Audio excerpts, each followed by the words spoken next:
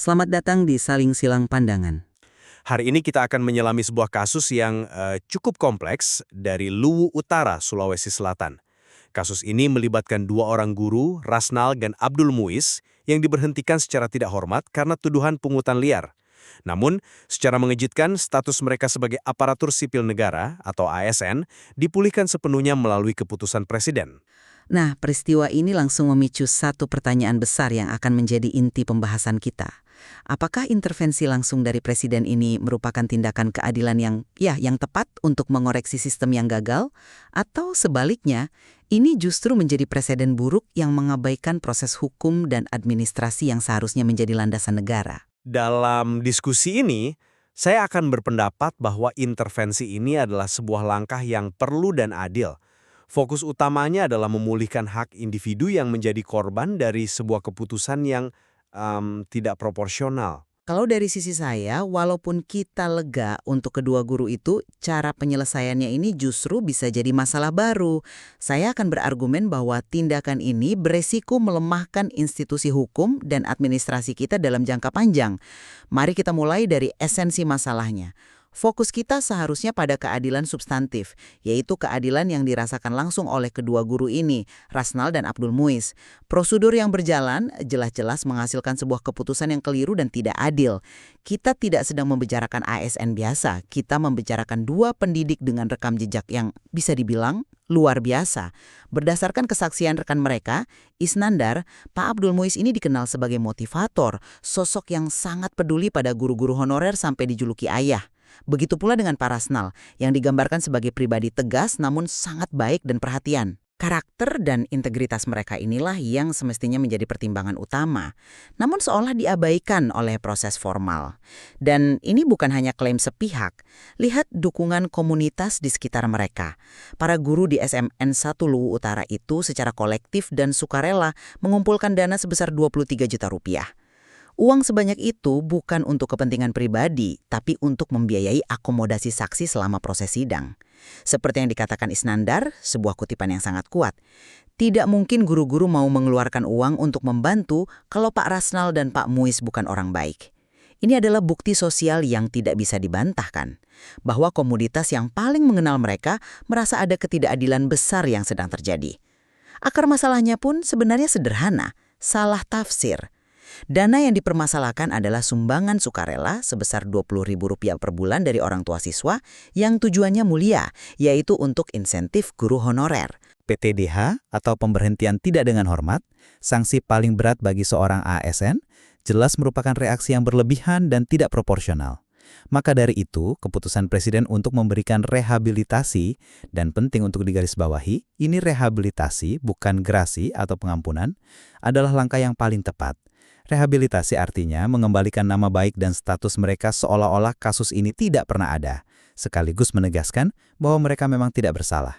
Saya bisa memahami sepenuhnya sentimen itu, dan tentu saja kita semua lega melihat nasib baik yang menimpa kedua guru tersebut secara pribadi. Namun, sebagai pengamat sistem, kita tidak boleh menutup mata pada implikasi yang lebih besar. Kasus ini tidak muncul begitu saja dari ruang hampa. Ada sebuah proses formal yang telah berjalan, dan kita harus menganalisisnya secara jernih. Semuanya berawal dari laporan sebuah LSM, yang kemudian ditindaklanjuti oleh pihak berwenang. Mereka ditetapkan sebagai tersangka, bahkan sempat ditahan.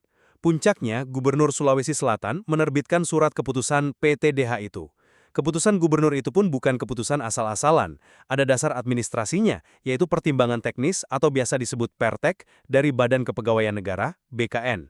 BKN ini adalah otoritas kepegawaian tertinggi di negeri ini, lembaga yang bertanggung jawab menjaga norma, standar, dan prosedur kepegawaian. Jadi ada alur birokrasi yang diikuti. Nah, intervensi Presiden secara efektif memotong dan membatalkan seluruh rangkaian proses administratif dan hukum yang sudah berjalan tersebut. BKN yang sebelumnya memberikan pertek untuk pemberhentian, tiba-tiba harus menerbitkan surat pembatalan atas pertek mereka sendiri setelah ada arahan dari pusat. Disinilah letak masalahnya. Ini menciptakan sebuah preseden yang menurut saya berbahaya. Apakah ini berarti setiap keputusan administratif di tingkat daerah yang mungkin tidak populer atau dianggap keliru oleh sebagian pihak bisa dianulir hanya dengan melobi langsung ke pucuk pimpinan tertinggi? Ini berpotensi mengerus otonomi dan wewenang pemerintah daerah, serta lembaga-lembaga negara seperti BKN. Seharusnya, jika proses itu dianggap cacat, ada jalurnya.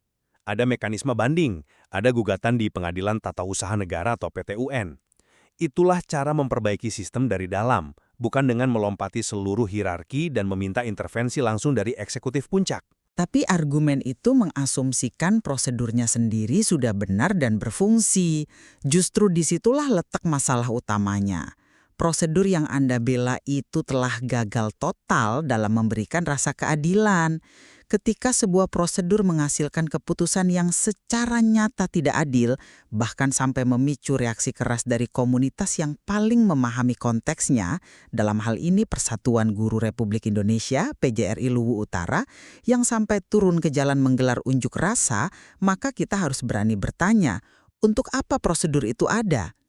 Prosedur seharusnya menjadi alat untuk mencapai keadilan, bukan menjadi berhala yang harus disembah meskipun hasilnya salah. Intervensi presiden menjadi satu-satunya jalan keluar yang efektif dan cepat untuk mengoreksi ketidakadilan yang sudah di depan mata. Kalau kita menempuh jalur PT UN, berapa lama waktu yang dibutuhkan? Bisa bertahun-tahun, sementara nama baik dan penghidupan dua guru ini sudah hancur. Gaji pokok mereka, tambahan penghasilan pegawai atau TPP, bahkan tunjangan profesi guru TPG yang tertunda selama berbulan-bulan, semuanya dibayarkan kembali. Ini bukan sekedar tindakan politis yang simbolis. Ini adalah pengakuan administratif bahwa telah terjadi sebuah kesalahan fatal yang harus segera diperbaiki demi kemanusiaan. Saya setuju, ini adalah pengakuan adanya kesalahan.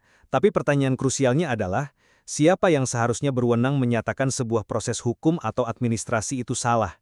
Seharusnya lembaga yudikatif dalam hal ini pengadilan kan? Bukan intervensi dari pucuk eksekutif yang seolah-olah mengatakan, putusan kalian semua di bawah salah, saya yang benar.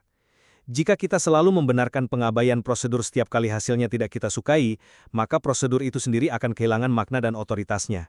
Bayangkan dampaknya ke depan. Ini mengirimkan sinyal yang sangat membingungkan, sinyal bahwa prosedur formal itu bisa dinegosiasikan, bisa dilangkahi, asalkan seseorang punya akses ke lingkar kekuasaan yang lebih tinggi. Lalu bagaimana dengan ribuan ASN lain di seluruh Indonesia, yang mungkin mengalami kasus serupa, yang merasa diperlakukan tidak adil, tetapi tidak punya akses atau kesempatan untuk bertemu langsung dengan presiden? Kepastian hukum dan rasa ketidakadilan baru bagi mereka yang tidak terdengar.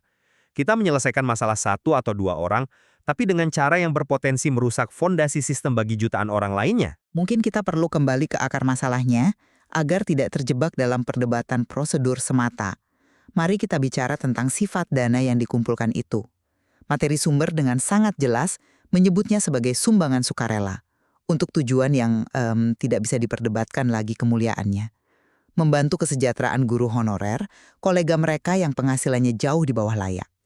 Ini adalah inisiatif yang lahir dari kepedulian komunitas sekolah, bukan pemaksaan atau instruksi dari atas.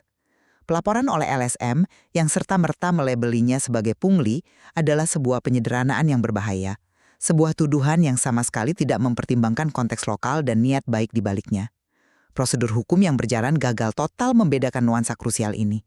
Mereka hanya melihat ada pengumpulan uang di sekolah, lalu langsung menerapkan pasal kaku tanpa melihat substansinya. Dukungan penuh dari para guru lain dan orang tua yang rela berkorban waktu dan dana adalah bukti terkuat bahwa ini bukan pemaksaan. Mereka yang menyumbang justru yang paling getol membela.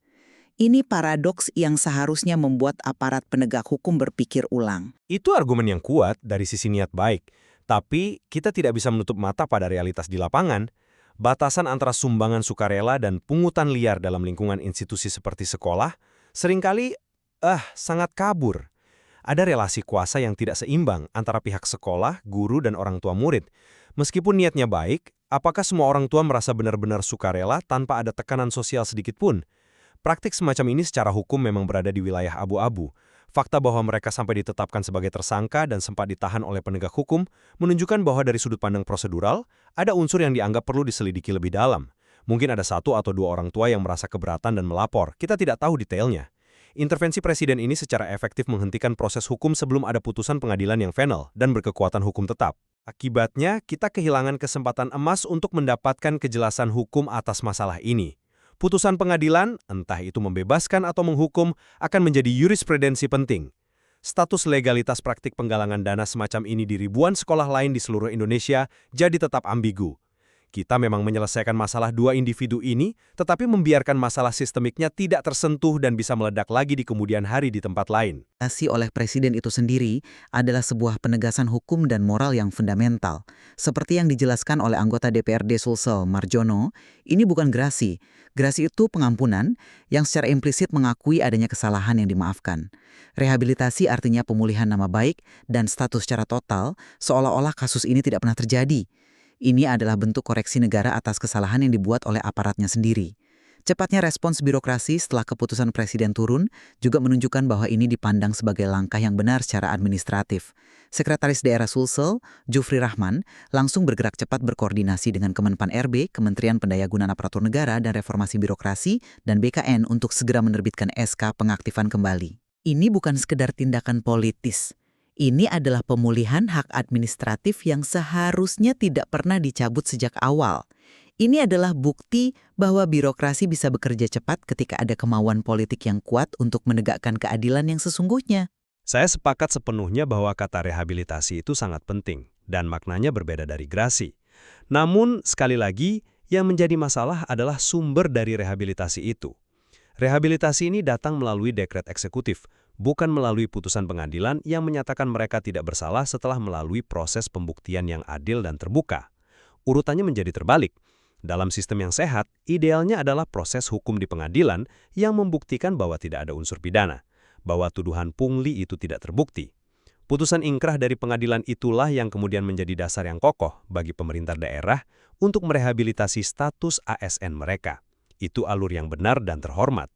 Dalam kasus ini, keputusan politik mendahului dan pada dasarnya memaksa hasil dari proses hukum dan administratif. Ini secara halus tapi pasti melemahkan peran yuridikatif dan badan-badan administratif dalam menjalankan fungsinya sesuai aturan yang berlaku. Pada akhirnya, kita mendapatkan hasil yang benar melalui cara yang secara sistemik bisa menjadi masalah. Kita tidak memperbaiki mesin yang rusak, kita hanya meminta masinis untuk menarik tuas darurat. Keretanya memang berhenti dan penumpangnya selamat, tapi mesinnya tetap rusak untuk perjalanan berikutnya. Bagi saya, kasus Rasnal dan Abdul Muiz ini adalah contoh nyata dan menyentuh tentang bagaimana keadilan substantif. Keadilan yang dirasakan oleh manusia terkadang harus diutamakan di atas prosedur yang kaku, birokratis, dan pada akhirnya buta terhadap konteks. Intervensi presiden adalah tindakan darurat yang tepat dan perlu untuk membela dua pendidik berintegritas yang nasibnya dipertaruhkan dan jelas-jelas didukung penuh oleh komunitasnya. Pemulihan status, nama baik, dan seluruh hak-hak mereka secara penuh adalah kemenangan bagi akal sehat dan rasa keadilan yang paling mendasar. Ini adalah sinyal bahwa negara hadir ketika aparaturnya melakukan kesalahan. Di sisi lain, meski kita semua bersimpati pada nasib kedua guru tersebut, cara penyelesaian kasus ini menyoroti sebuah tren yang mengkhawatirkan. Penyelesaian masalah sistemik melalui jalan pintas politis. Ini memang memberikan solusi jangka pendek yang memuaskan bagi individu yang terdampak, tetapi gagal memperkuat institusi kita untuk jangka panjang.